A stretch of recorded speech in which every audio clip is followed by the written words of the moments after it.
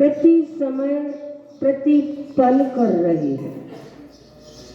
ऐसा एक भी क्षण नहीं है जिस समय 7 प्रकार के कर्मों का आश्रय हमारी आत्मा के साथ ना होता हो। वैसे तो एक साथ 8 कर्म भी बन सकते हैं, लेकिन हमेशा आयु कर्म का बंध नहीं होता। आयु कर्म का बंध तो त्रिभाग में हुआ करता है। इसीलिए 7 कर्म का बंध तो हर क्षण हर पल होता है। सोते समय, मूर्छा के समय, किसी भी स्थिति में ऐसा नहीं होता कि कर्म बंध रुक जाए।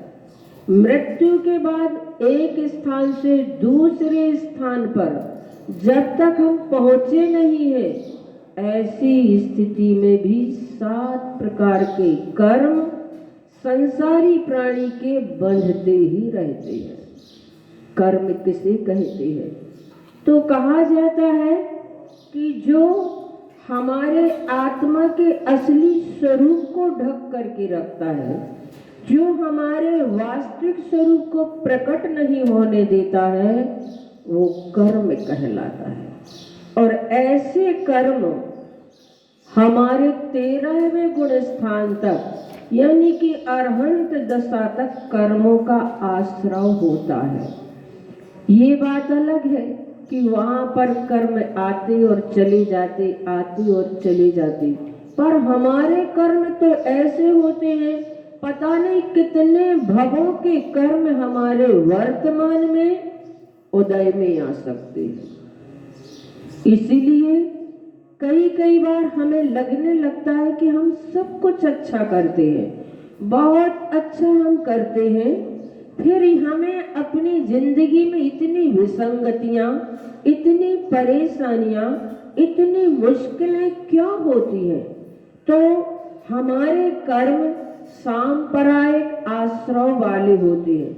कसाय से सहित हमारे कर्मों का जो आश्रय होता है, वो पता नहीं कितने भवों के कर्म वर्तमान में उदय में आ सकते हैं। जैसे कि मैंने पढ़ा कि हस्तिनापुर नरेश के जो स्वपुत्र थे धृतराष्ट्र के, उनके रहते रहते जब स्वपुत्र मारे गए तो उन्होंने श्री कृष्ण से कहा, मैंने अपनी जिंदगी में ऐसा कौन सा प्राप्त किया है जिसकी वजह से मेरे 100 बेटे मारे गए? बाप के रहते 100 बेटे मर जाएं, इससे बड़ा और कौन सा दुख हो सकता है? उन्होंने श्री कृष्ण से कहा, मैंने अपने जिंदगी के 100 भाव तक का ज्ञान लगा लिया है। 100 भाव तक में मैंने ऐसा कोई भी पाप नहीं किया जिसकी वजह से मुझे 100 बेटों का दुख भोगना पड़े। तब श्री कृष्ण जी ने कहा, तुम्हारा ये पाप उससे भी पिछले भाव का है। जब तुम एक राजा थे, प्रजावत्सल थे, शाकाहारी थे, मगर जिह्वा लोलुपी थे। तुम्हारे रसोइया तुम्हें जो कुछ भी खिलाते थे उसे तुम बहुत जल्दी खा लेते थे, ना तो देखते थे और ना उनसे पूछते थे कि ये क्या है, इसमें क्या मिला हुआ है। रसोइया तुम्हारी इस कमजोरी को जानता था, इसलिए उसने तुम्हारे लिए 100 मयूर के बच्चों को मार मार करके खिलाया और तुम्हें बहुत अच्छा लगता था, स्वादिष्ट लगता था। तुम पूछते नहीं थे, बदले में उसके लिए उपहार दे दिया करते थे। यही पाप कर्म का फल तुम्हें आज उदय में आ रहा है कि तुम्हारे रहते हुए 100 पुत्र मारे गए। यद्यपि तुम शाकाहारी थे, प्रजावत्सल थे, इसलिए तो तुम राजा बने हो, लेकिन तुम भोजन जो करते थे बिना देखे कर लेते थे और बिना पूछे कर लेते थे कि इसमें क्या मिला हुआ है। इसलिए कहानी जो है ये कहीं दूसरे मत की है, तो उसमें कहा गया इसलिए तुम अंधे बने हो। जैन दर्शन में धृतराष्ट्र अंधे नहीं थे, लेकिन कहानी के सार को हमें समझना है, कहानी की वास्तविकता को हमें समझना है कि वास्तव में हम अपनी जिंदगी में कैसे कैसे कर्म कर लेते हैं, लेकिन जब उसका फल हमें उदय में आता है और उसका फल जब हमें भोगना पड़ता है तो हमें लगता है कि वास्तव में हमने अपनी अज्ञानता में कैसे कैसे कर्म किए हैं। आचार्य भगवान हमेशा कहा करते हैं कि जब भी कर्म का उदय आता है, अच्छा या बुरा, ये दोनों के दोनों कर्म हमारे लिए फल अंदर किस प्रकार के कर्म भरे हुए हैं उसको बताने में कारण बनते हैं। और जो सामने वाला होता है हमारा कोई ना मित्र होता है ना कोई शत्रु होता है,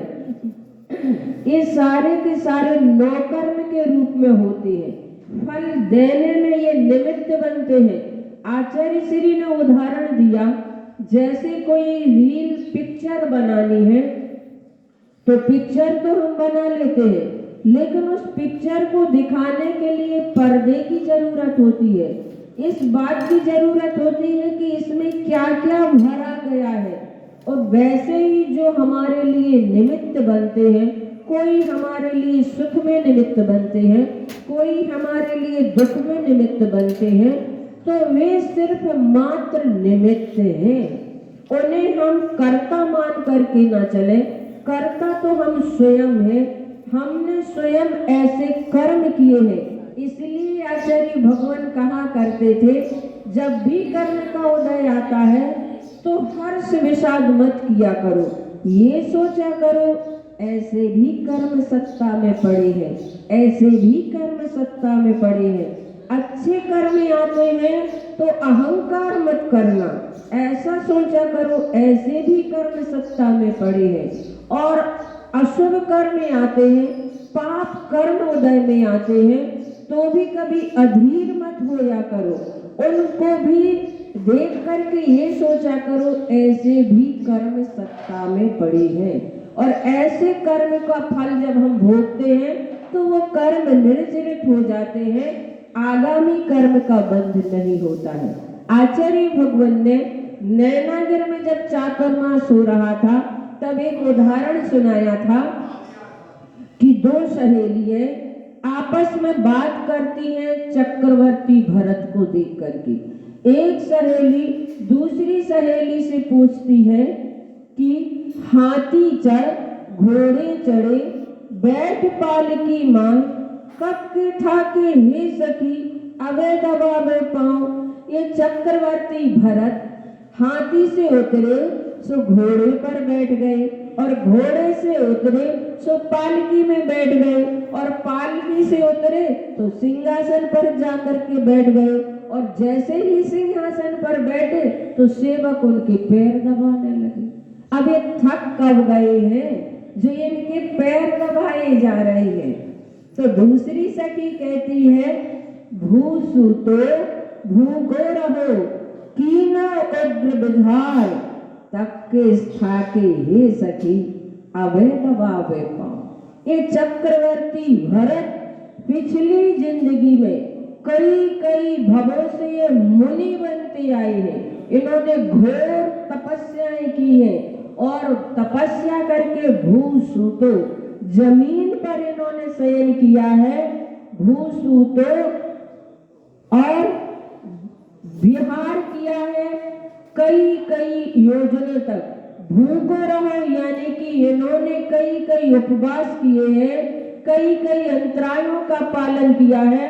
तो भूसुतो भूखो रहो कीना उग्र विहार, और ऐसा इन्होंने सारी वसुधा को अपने पैरों से नाप दिया है, ऐसा इन्होंने इतना विहार किया है। तक्के थाके हे सखी, ये उनका पुण्य उसी समय का उदय में आ रहा है जो अबे दबावे पाओ। अब इनके सेवक नौकर चाकर जो है इनके पैर दबा रहे हैं। चक्रवर्ती जैसे पद किसी चुनाव में खड़े होने से प्राप्त नहीं होते हैं, ऐसे पद तो बहुत तपस्याओं से प्राप्त होते हैं।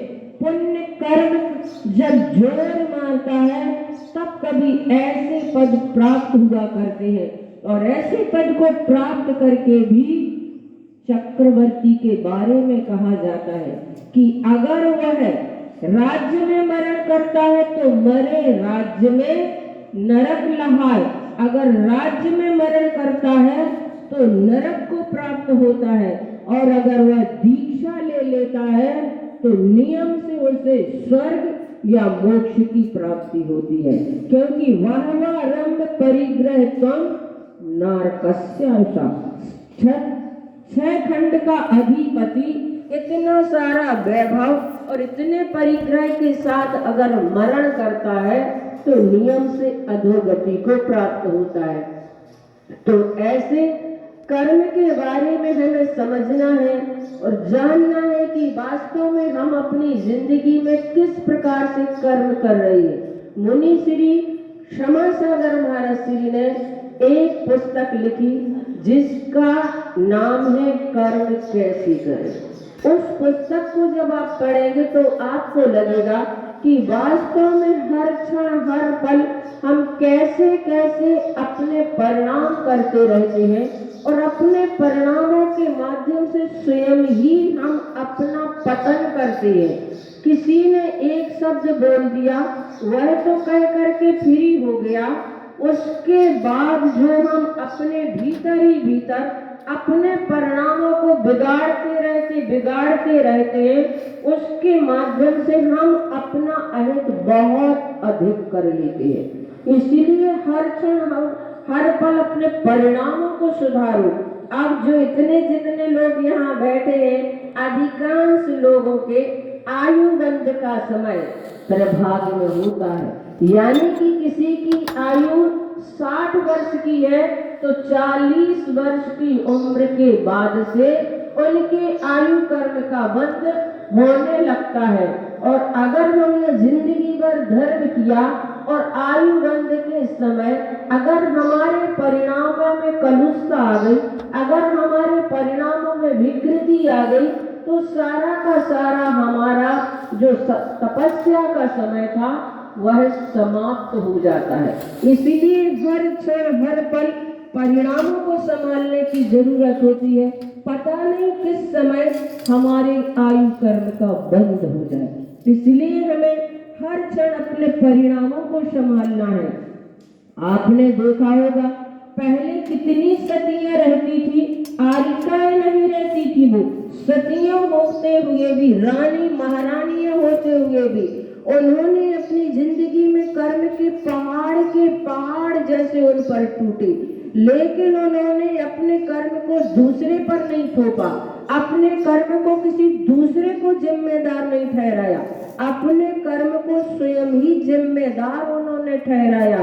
अंजना जैसी सती जिसके लिए सास ने कलंक लगा करके घर से निकाल दिया था, तब उस अंजना ने सोचा कि कोई बात नहीं, यहाँ मुझे रहने के लिए जगह नहीं है, मैं अपने माता पिता के यहाँ जाती हूँ। और जब वह बसंत माला को भेजती है कि जाओ माँ से कह दो कि अंजना आई है। जैसे ही माँ ने सुना कि अंजना यहाँ पर आई है तो कहने लगी उसकी माँ, अरे एकदम से अचानक यहाँ कैसे आ गई?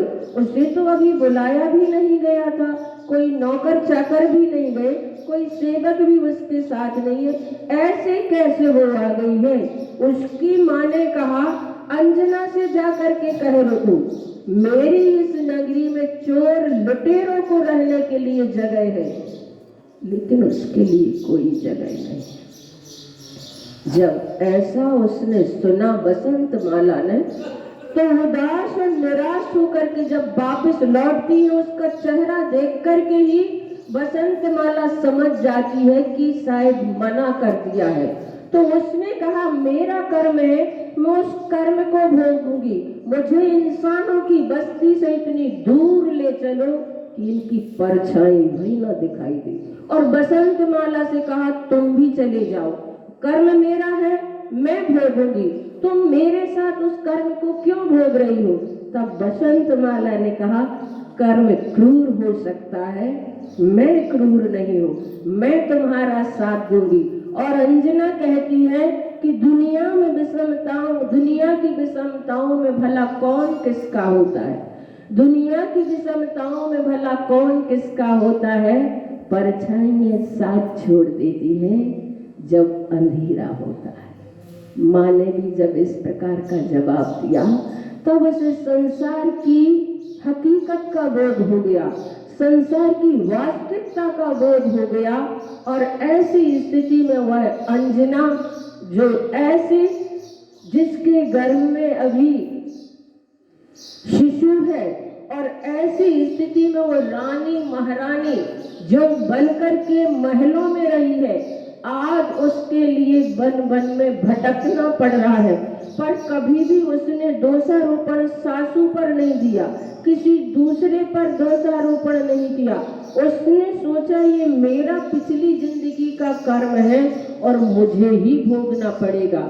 इसलिए बंधुओं, जब भी हमारी जिंदगी में कोई विपरीतताएं आती है, मुश्किलें आती हैं, मुसीबतें आती हैं, तो उनको हम अपना स्वयं का कर्म मानकर भोगे और सोचे इस जहां में कर्मों का फल पाना होता है, पुण्य करे जो पुण्य ही जिसको पाना होता है, नहीं कोई तेरा मेरा, नहीं कोई मीत, जैसा किया वैसा पाए यही यहाँ रीत, जो बुरा करता है बुरा फल पाना होता है, पुण्य करे जो पुण्य ही जिसको पाना होता है, इस जहां में कर्मों का फल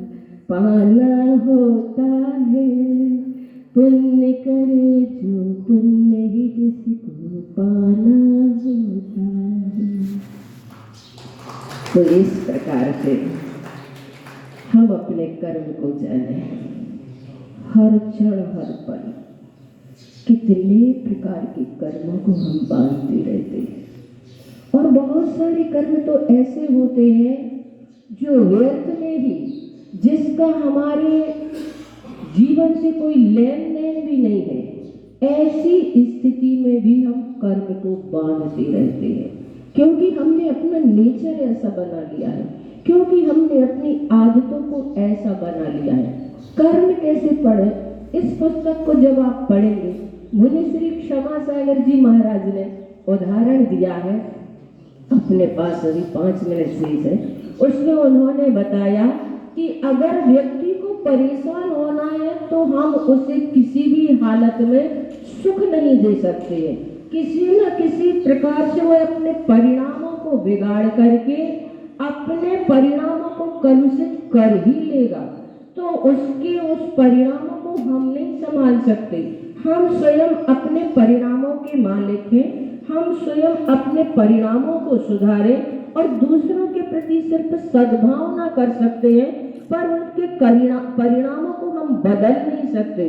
उन्होंने उदाहरण दिया कि एक दादाजी बहुत परेशान रहते थे। एक दिन उनका बेटा नए कपड़े पहन करके आ गया, तो वो दादाजी कहने लगे, देखो जीवन भर हमने कमाओ है और जी बाबूजी बने घूमत फिर रहे। तो बेटा को लगा हमारी इस ड्रेस से पिताजी के परिणाम बिगड़ते हैं, कोई बात नहीं, कल से हम वैसे ही वस्त्र पहन करके आएंगे। दूसरे दिन जो अपने प्रतिदिन पहनते थे उनको पहन करके आए, तो कहने लगे लजवाओ ने, अब तो हम कमा रहे हैं, इस प्रकार से क्यों लजवा रहे। तो जिनको अपने परिणाम बिगाड़ना है उनको हम कुछ भी नहीं कर सकते, पर फिर भी हम कोशिश करें अपने परिणामों को संभालने की और इस बात की कोशिश करें कि किसी के लिए हम खोटे कार्यों में निमित्त न बने। अगर हम उनके लिए अच्छे कार्यों में सहयोग नहीं कर सकते हैं तो उनके परिणामों को विकृत करने में, उनके परिणामों को बिगाड़ने में हम निमित्त ना बने। हम ऐसे माध्यम ना बन जाएं जिसके माध्यम से सामने वाले के परिणाम बिगड़ते हैं। प्रमाण सागर महाराज जी तो हमेशा कहा करते हैं, ऐसे लोगों से सुरक्षित दूरी रखें जिनके परिणाम बात बात में बिगड़ते हैं, जिनके परिणाम बात बात में ही कलुषित हो जाते हैं। ऐसे लोगों से सुरक्षित दूरी इसीलिए रखें ताकि हमारे परिणाम भी ना बिगड़े और दूसरों के परिणाम ना बिगड़े।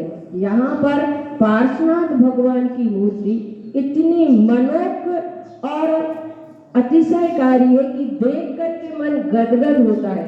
जब भी विधान करते हैं पूरी दृष्टि परमात्मा पर टिकी रहती है। उन्होंने 10 भाव तक कमठ को किस प्रकार से सहन किया, लेकिन अपने परिणाम नहीं बिगाड़े। उन्होंने कमठ के लिए कभी भी इस प्रकार से नहीं माना कि ये हमारे मार्ग में रोड़ा है, ये हमारे मार्ग में गतिरोधक है।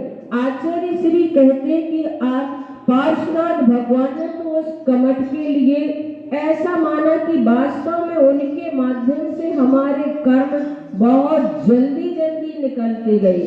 जो कर्म धीरे धीरे अपने हिसाब से निकलते स्थिति के माध्यम से, वो उनके माध्यम से जल्दी जल्दी हमारे कर्म क्षय को प्राप्त हो गए।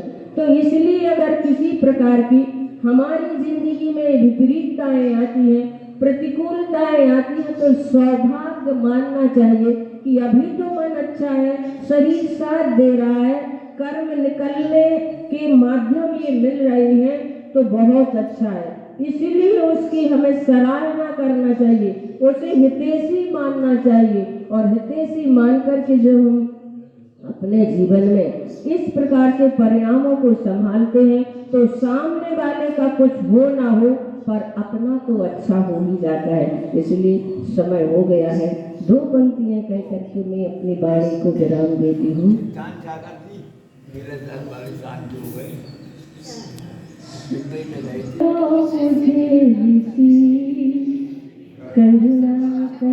करुणा करो वहीं से अहिंसा परमो धर्म की, महावीर भगवान की, संत शिरोमणि आचार्य गुरुवर श्री विद्यासागर जी महाराज जी के